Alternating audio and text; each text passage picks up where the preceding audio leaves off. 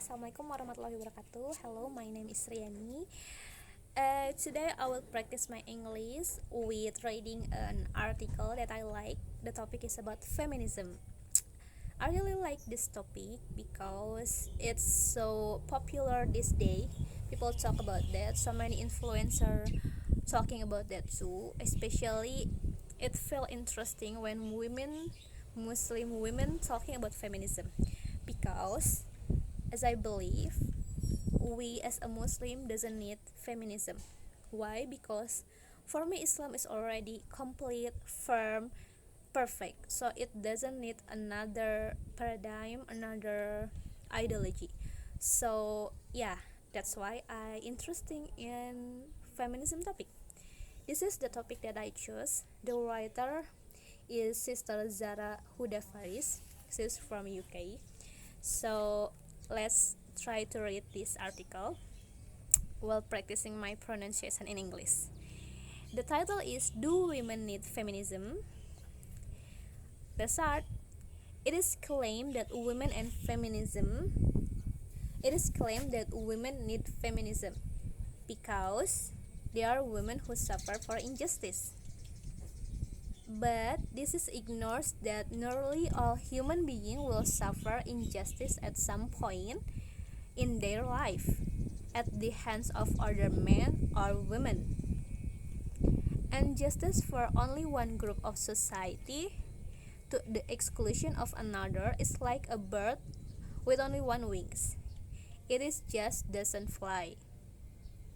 Men have a fundamental need for justice. Yeah. Just as the same as women do. And whilst the very word feminism discriminates, the word justice doesn't. Justice means giving people what they deserve or merit. But as we will see, feminism and justice are not synonymous. Yeah, it's different. As a feminism activist, they claim they are try to speak about justice, but it's actually not. Why? Let's learn again. Because feminism is highly ambiguous term, strike-checking instead of liberating. It is the call for the gender privilege masquerading as equality. In essence, feminism denies the human reality. It is unclear and not cause for justice. Yeah.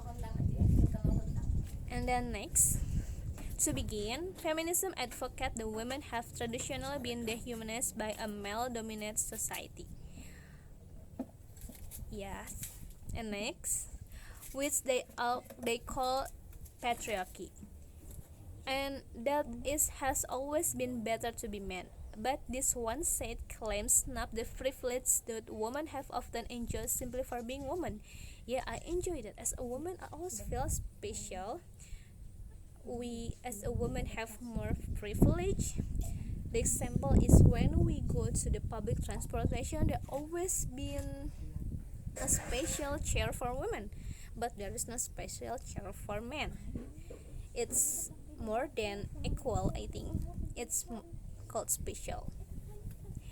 And next, the dynamic of society at the most basic level show that it has actually always been better to be a woman. Biologically, every woman counts in reproduction and perpetuating life itself, giving each woman an intrinsic worth, regardless of what she does. It only takes one man, however, for many women. Let's try to slowly a little bit. It only takes one man, however, for many women to have children. Historically, this gave rise to the ideas amongst human society that men are largely disposable, whilst every woman is indispensable. This is why instinctively we prioritize safety and comfort for women rather than men. Why women are rescued first in the emergency of disaster and got the first seat in the lifeboats, Why men tend to work longer hours, risking life and limbs in the more dirty and dangerous jobs like being coal miners, oil drillers, food shoulders, construction workers, rubbish collector, and the male relative acting as the unpaid bodyguard in the home. Yeah, my brother and my dad have that responsibility.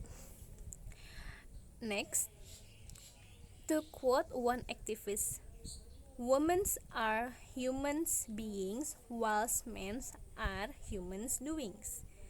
This privilege is not appreciated by feminists because, as a pro-feminist Michael Kimmel once said, privilege is invisible to those who have it.